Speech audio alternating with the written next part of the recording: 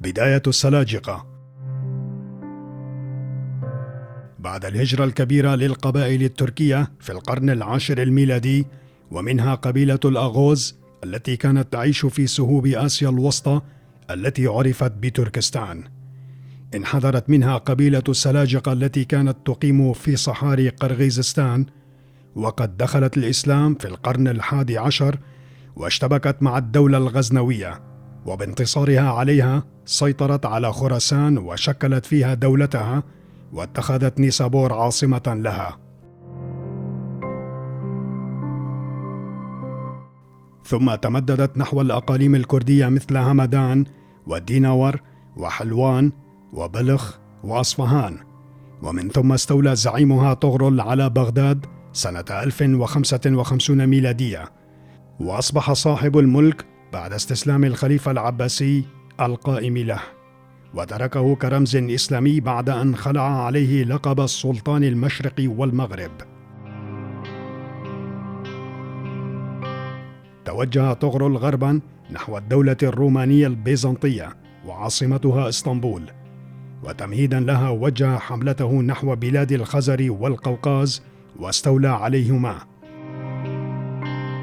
وبوفاته خلفه ابنه ألب أرسلان في سنة 1063 ميلادية، وقد تميز الأخير بالقسوة المفرطة بدعوى غيرته على الإسلام الذي دخله حديثا، حيث كان شديدا على المسيحيين، كما جذبته جبال كردستان وهضبة أرمينيا، وهذا ما هيج الإمبراطور البيزنطي رومانوس الذي توجه لملاقاته دفاعا عن إمبراطوريته.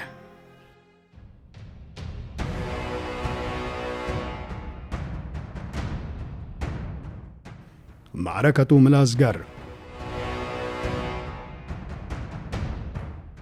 كانت معظم كردستان تحت الحكم المباشر للدولة البيزنطية أو تحت تهديدها، كالحكومات الكردية الدوستكية والشدادية والروادية، وذلك بعد أن تقلصت سلطة الخلافة الإسلامية عليها.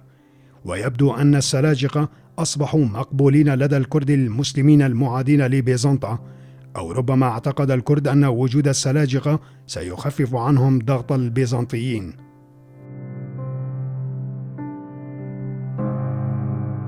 سبق رومانوس خصمه وتقدم بعسكره المؤلف من 200,000 محارب ينتمون إلى الروم والأرمن والبلغار واليونان إلى ساحة المعركة قرب بلدة ملازجر، وقد رأى ألب أرسلان أن قوته أقل بكثير من قوة الرومان، ولذلك عارض على خصمه الصلح، لكن رومانوس رفض طلبه.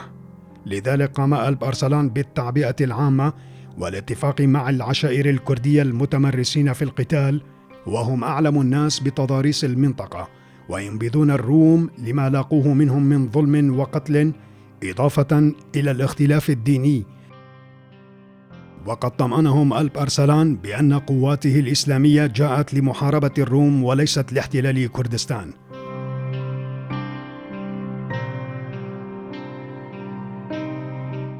بدأت المعركة في صيف 1071، ورغم قلة أعداد جيش التحالف السلجوقي الكردي أمام جيش الروم، إلا أنهم تمكنوا مع حلول المساء من تحقيق الانتصار وهزيمة الجيش البيزنطي وأسر الإمبراطور رومانوس نفسه، حيث فتح هذا النصر الطريق للسلاجقة بالتمدد نحو غرب الأناضول وتغيير خارطة الشرق الأوسط، ومهدت للسلاجقة أرضا ووطنا جديدا في القرون اللاحقة.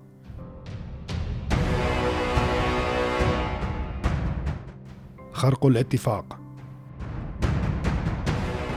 بانتصار ألب أرسلان في ملازجر خرق الاتفاقية مع الكرد، حيث توجه مباشرة نحو مدينة آمد التي كانت تابعة للدولة الدوستكية الكردية منذ عام 980 إلى عام 1086 ميلادية، وأراد إخضاعها لسلطته، واعتقل أميرها الذي خرج لاستقباله، لكنه أخلى سبيله بدخول وسطاء، لكنه اشترط عليه أن يتنازل عن آمد لأخيه سعيد الذي كان يناوئه في الحكم بغية إشعال نار العداء بينهما. وفيما بعد تعرضت آمد للاحتلال السلجوقي في عهد ولده ملك شاه سنة 1093، وبالتالي أخل السلطان السلجوقي الاتفاق ثانية مع الكرد ونكر عهده. كما وقعت الحكومتين الكرديتين الروادية والشدادية في جنوب القوقاز اللتان كانتا عامرتين ل3 قرون تحت سلطته. المرحلة العثمانية.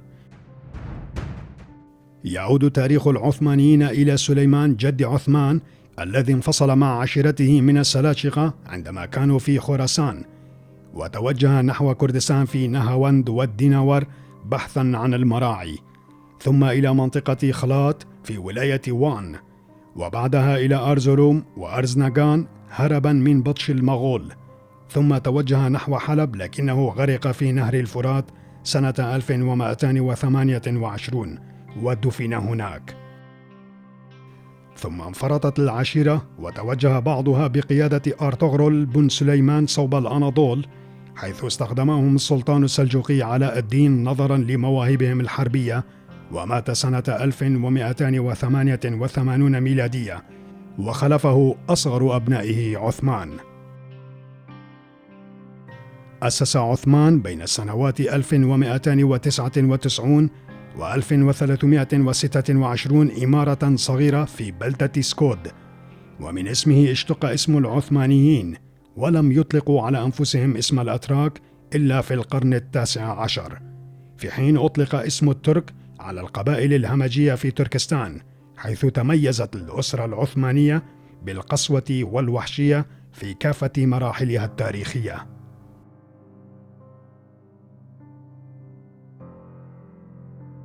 توسعت الإمارة غربا وأصبحت مملكة عاصمتها أديرنة، لكن استيلاء السلطان محمد الثاني على القسطنطينية سنة 1453 كانت فاتحة العهد الإمبراطوري، ومهد الطريق للدولة العثمانية بالتوسع غربا نحو البلقان حتى أسوار فيينا، ومن ثم أرادت التوسع جنوبا نحو بلاد الشام والعراق. وقد بقيت كردستان في الوسط التي كانت وضعها بمثابة حكم ذاتي من خلال عدد من الإمارات، وكانت الدولة الصفوية الشيعية قد سيطرت على أجزاء منها، لكن التوسع العثماني نحو بلاد العرب لن تتم دون السيطرة على كردستان.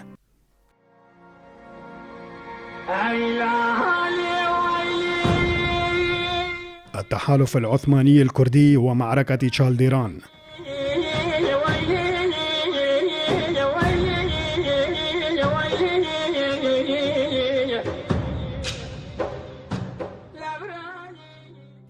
يشبه التنازع العثماني الصفوي على كردستان في القرن ال16 نزاع السلاجقة وبيزنطة، وتشابه تام بين معركتي ملازقر وتشالديران المزمع خوضها.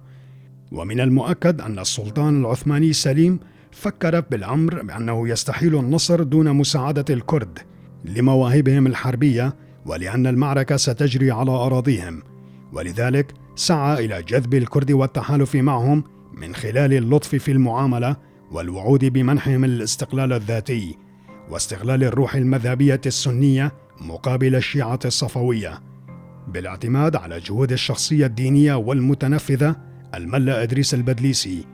ومما يؤسف له انجرار معظم الكرد المتأثرين بدعاية الملا إدريس، وانتصار العثمانيين في المعركة التي اندلعت في أيار 1514 على سهل تشالديران، وبالتالي إدخال معظم الوطن الكردستاني ضمن منظومة الدولة العثمانية، وتقديم جغرافيا كردستان وشعبها بين الدولتين العثمانية والصفوية.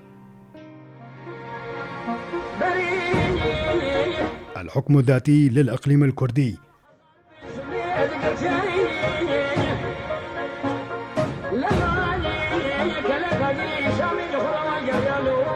عمدت الدولة العثمانية بعد تحقيق النصر إلى إعادة توطين القبائل الكردية ونشرهم على الحدود الإيرانية وتشكيل ميليشيات دائمة لحراستها.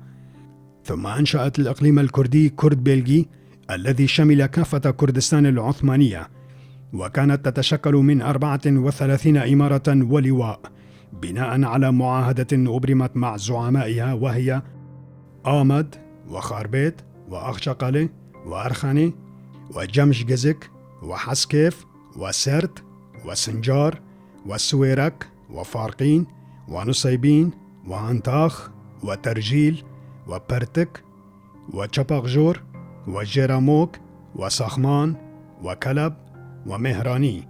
ثم انضمت فيما بعد 5 إمارات كردية وراثية بإرادتها إلى المعاهدة، وهي جيل، بالو، جزيرة، حازو، قزلق، داراهينة.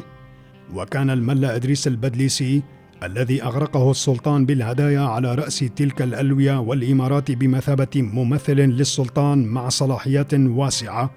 ثم انضم في سنة 1529 لواءي الموصل وآني إلى إدارة آمد، كما اكتشف ضمن سجلات التحرير الرسمية لعام 1540 انضمام ألوية خرزان وماردين والرها وبيراتشوك وبرسوس سروج وملازقرد وكردكان والعمادية.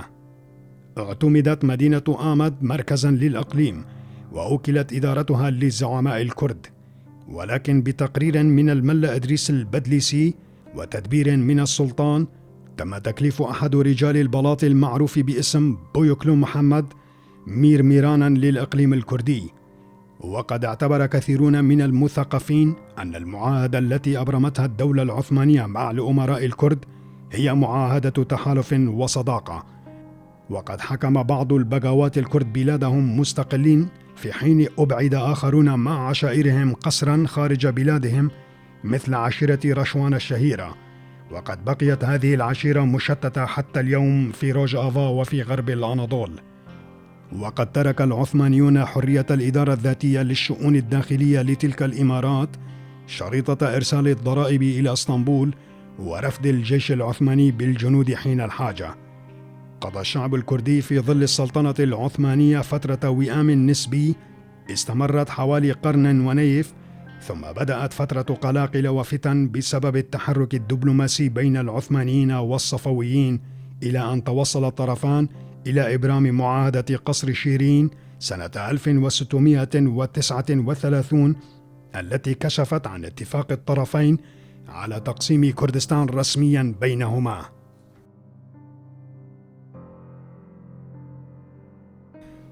وكانت من نتائج الاتفاقية المشؤومة أيضا أن أصبحت منطقتي شهرزور السليمانية ومكري تابعتين للدولة العثمانية، ومنطقة أردلان للدولة الصفوية. ازدادت تدخلات السلطة المركزية العثمانية بعد اتفاقية قصر شيرين في شؤون نظام الإدارة الذاتية في آمد، بدءا من تعيين الحاكم العام والتدخل في شؤون الإمارات بتطبيق سياسة فرق تسد، ومحاولة تأليب الكرد على بعضهم، وخاصة بعد الحملة العسكرية العثمانية الكبرى على أوروبا وفشلها في احتلال فيينا واضطرارها إلى التراجع نتيجة تمرد عشيرة ملان الكردية بزعامة زور تيمور باشا الملي سنة 1683 ورفضها دفع الضرائب وتقديم الجنود.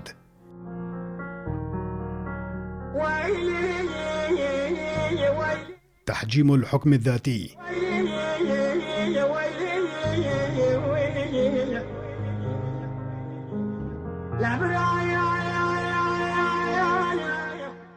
استمرت المعاهدة المعقودة بين الكرد والعثمانيين رغم التدخلات الأخيرة لأكثر من 3 قرون. وفي سنة 1819 حدث تحول في النظام السياسي العثماني وصدور قرارات ناظمة جديدة تقضي بجعل اسطنبول المركز الوحيد لإصدار القرارات وإلغاء صلاحيات مركز آمد، حيث دخلت العلاقات الاجتماعية والاقتصادية والسياسية في أزمة خانقة، مما أجبرت السلطنة إلى إجراء بعض الإصلاحات، منها صدور فرمان التنظيمات سنة 1839 وفرمان إصلاحات سنة 1856 في عهد السلطان عبد المجيد. وفي سنة 1876 حدث التغيير الجذري في المشروطية الأولى، وتعتبر جميعها عمليات إصلاحية دستورية شكلية بغية السيطرة على الريف بشكل أقوى. ومن ثم صدر فرمان نظام الولايات، وأصبحت آمد مركز الإقليم الكردي مجرد محافظة عثمانية. ومن بعدها دخل النظام العثماني تحت إدارة جمعية الاتحاد والترقي، وبهذا الإجراء دخلت معظم المناطق الكردية تحت سيطرة الفعلية للسلطة العثمانية التي فرضت هيمنتها عن طريق الأمراء الإقطاعيين الموالين لها. إلا أن أغلب العشائر الكردية التي فقدت حريتها توجهت نحو العصيان، ورفضت الرضوخ لتعليمات الأمراء ووكلاء الدولة، كما رفضوا تأدية الخدمة العسكرية ودفع الضرائب بغية الحفاظ على نظام الإمارات والحيلولة دون حجز الحريات. ولذلك بدأت حركات التمرد التي كانت بداية الثورات الشعبية.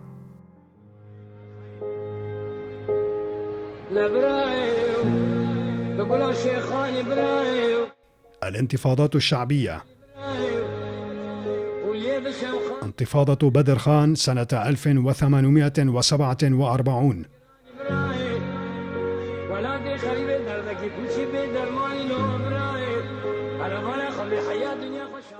سعى بدر خان بق من أجل تأسيس دولة كردية مستقلة بحيث تضم مبدئيا بوتان وهكاري وبدليس، ولذلك أعلن انتفاضته سنة 1847 في وجه السلطنة.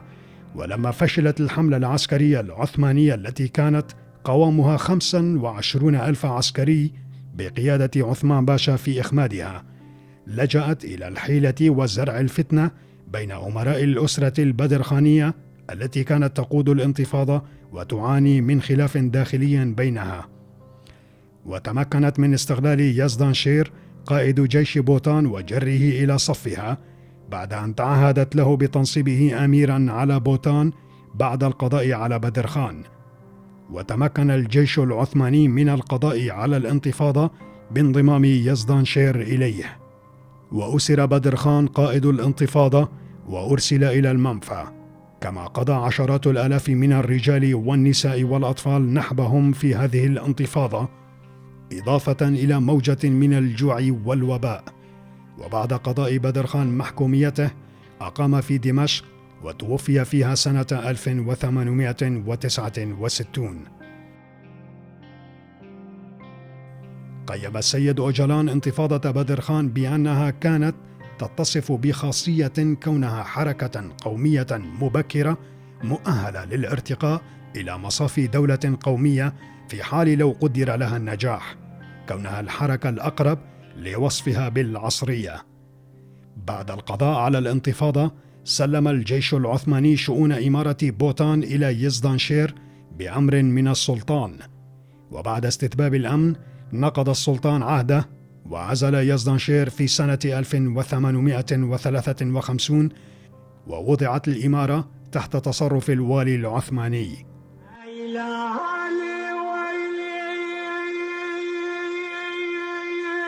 انتفاضة يزدانشير عام 1854.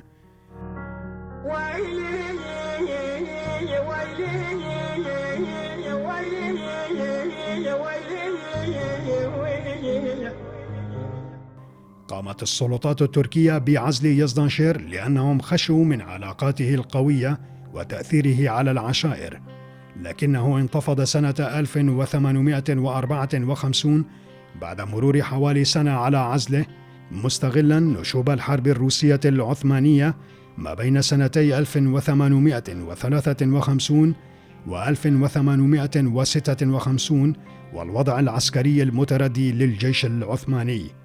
وقد أعلنت العشائر الكردية من وان وحتى كركوك تأييدها لحركة يزدانشير، حيث تمكن الأخير بانقضاضه المفاجئ من شل فعالية الجيش العثماني في كردستان وتشتيته.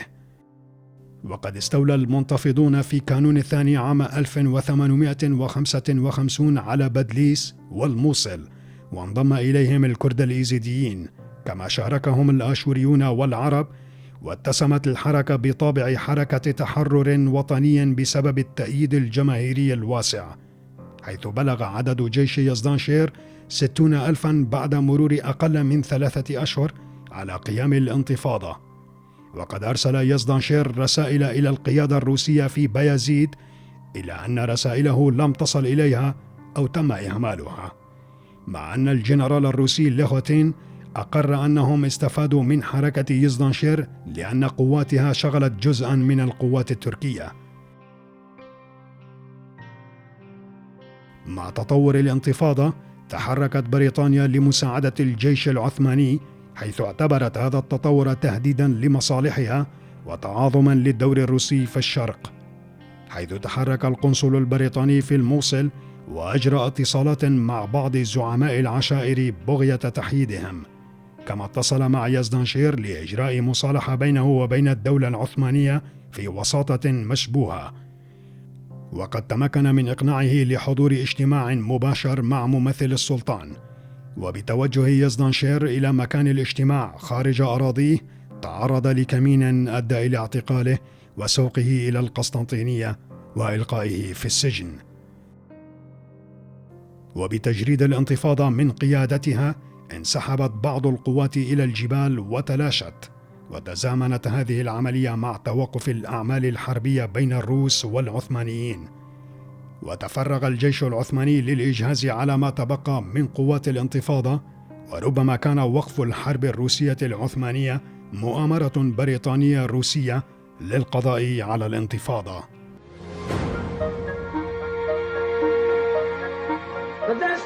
انتفاضة عثمان وحسين نجلي بدر خان.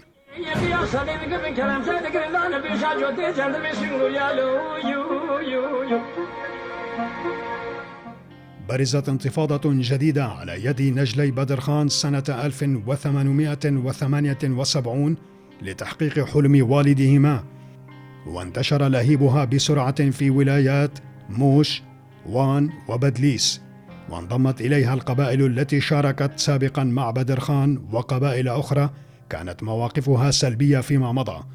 وقد زحفت قواتهما من خلال محورين يقود أحدهما عثمان والآخر حسين على مدينة جزيرة، واستولت عليها دون مقاومة، ثم تابعت واستولت على مدن تشولاميرغ، زاخو، ماردين ونصيبين، وأعلنا الاستقلال عن الدولة العثمانية وتنصيب عثمان باغ أميرا على البلاد، وانضمت معظم العشائر إلى الانتفاضة. لكن الدولة العثمانية اتخذت إجراءات سريعة لوضع حد للثائرين، وأرسلت قوات عاجلة ضربت بوحشية قوات الثوار في شرناخ، وقد تعثر حسين بيك في صد القوات العثمانية وتراجعت نحو بوطان. وبالتوازي مع تقدم القوات العثمانية دعا السلطان إلى عدم إراقة دماء المسلمين وإطلاق سراح جميع أفراد عائلة بدر خان المعتقلين، كما وعد بالاعتراف بسيادة زعماء الانتفاضة على الكرد. فوافق نجلاء بدر خان على دخول المفاوضات مع ممثل السلطان، ووقعا في الفخ المنصوب لهما، حيث تمكنت القوات العثمانية من اعتقال حسين بيك وإرساله إلى اسطنبول، واستسلم عثمان بيك بعدها وانتهت الانتفاضة.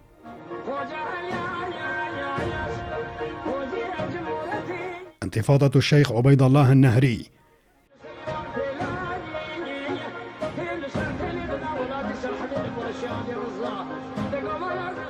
بعد فشل انتفاضات البدرخانيين التي تميزت بطابع إقطاعي عشائري واندلاع الحرب الروسية العثمانية عامي 1877 وعام 1878، دخلت الدولة العثمانية في أزمة سياسية واقتصادية خانقة، حيث وصلت حالة الخزينة إلى الإفلاس، ولهذا عمدت إلى زيادة الضرائب على الشعب وعمت الفوضى في المناطق الكردية. وقد استغلت المؤسسة الدينية الصوفية روح العداء لدى الشعب الكردي تجاه الدولة العثمانية، حيث تصدر الشيخ عبيد الله النهري النقشبندي الذي كان يتمتع بنفوذ اقتصادي قوي لقيادة المجتمع وبمؤازرة القبائل الكردية على جانبي الحدود العثمانية الإيرانية، وجاهد من أجل تأسيس دولة كردية مستقلة على أسس دينية. كانت هذه سابقة من نوعها، إذ أنه لم يلحظ في التاريخ الكردي أي نشاطات سياسية لرجال الدين، ولم يسبق أن تقلد أحدهم منصبا سياسيا، حيث كان دورهم محصورا في التدريس والفقه الديني. سعى الشيخ عبيد الله إلى كسب ود ودعم الدول الأوروبية للتخلص من الاستعمار العثماني، لكنه لم يحصل على النتائج المرجوة، حيث سارعت بريطانيا من خلال سفيريها لدى الدولتين العثمانية والإيرانية إلى جمع السلطان مع الشاه والتوصل إلى اتفاقية لمحاربة الكرد. كما توجه القنصل الإنجليزي إلى معقل الشيخ عبيد الله في شمزينان وحذره من مغبة تهديد وحدة أراضي الدولة العثمانية الصديقة. وقد اضطر الشيخ عبيد الله إلى توجيه حركة الانتفاضة على الجانب الإيراني كمرحلة أولى، لأن الوضع السياسي أنسب، وكان جيشه في حالة حرب مع التركمان إضافة إلى الخلاف المذهبي. اندلعت الانتفاضة في صيف 1880 قبل استكمال التحضيرات اللازمة، لأن الجيش الإيراني بدأ الحرب من جهته وتوغل في عمق المناطق الكردية، وقد تصدت لها قوات الانتفاضة ب20,000 مقاتل، وتمكنت من إلحاق الهزيمة بالجيش الإيراني ووصلت إلى مشارف أورمية وأصفهان. وقد ضغطت روسيا وبريطانيا على السلطان عبد الحميد لتحريك جيشه وقطع الاتصال بين شرق كردستان وغربها وضرب المنتفضين من الخلف. وقفت معظم القبائل الكردية مع قوات الانتفاضة التي تقدمت واستولت على مقاطعتي لاهيجان وسردشت، ودخلت مهاباد ومايان دواب دون مقاومة تذكر، ثم توجهت نحو تبريز، حيث ارتعبت القنصليات وجهزت أرشفتها للخروج، كما طالبت سكان أورمية بالاستسلام، لكن واليها طلب إجراء مفاوضات عن طريق القنصل الإنجليزي كسبا للوقت. وفي هذه الأثناء حشدت الدولة العثمانية جيشها، لأن سقوط أورمية يعني نجاح الانتفاضة. كما حشدت إيران كافة قواتها وهاجمت من 3 محاور برفقة ضباط نمساويين، وأرسل الباب العالي 9 كتائب تحت الضغط الروسي البريطاني. وحشدت روسيا بعض قواتها في نخجوان على الحدود الإيرانية، إضافة إلى استمالة إيران لعشيرة جلالي إلى صفها، وبالتالي أخفقت الانتفاضة للوصول إلى أهدافها، وتقلصت عديد قواتها، واضطر الباقون إلى التراجع إلى معقلهم في هاكاري. رغم كل ذلك رفضت قبيلة مانغور المفاوضات والاستسلام، وأصرت على الاستمرار والمقاومة.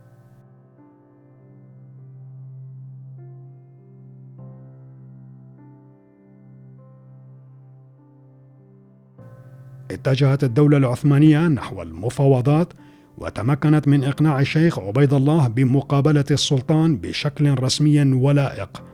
وسافر الشيخ إلى اسطنبول بمرافقة حرس السلطان، وتم استقباله رسميا.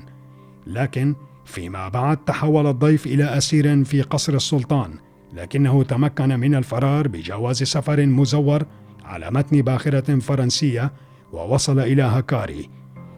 لكن الجيش العثماني هاجمه في معقله بقلعة أورامار، وتم اعتقال الشيخ عبيد الله وترحيله إلى منفاه في مكة. وفي سنة 1883 توفي في ظروف غامضة عن عمر ناهز 52 عاما.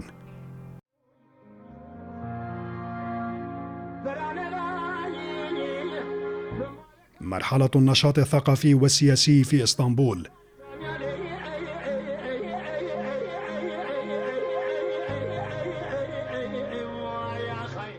بعد تصفية الإمارات الكردية تعرضت كردستان لظروف اقتصادية واجتماعية صعبة، حيث بات تأمين الخبز اليومي أمرا صعب المنال، مما أجبر معظم الشرائح الاجتماعية بما فيهم الأمراء إلى الهجرة نحو اسطنبول.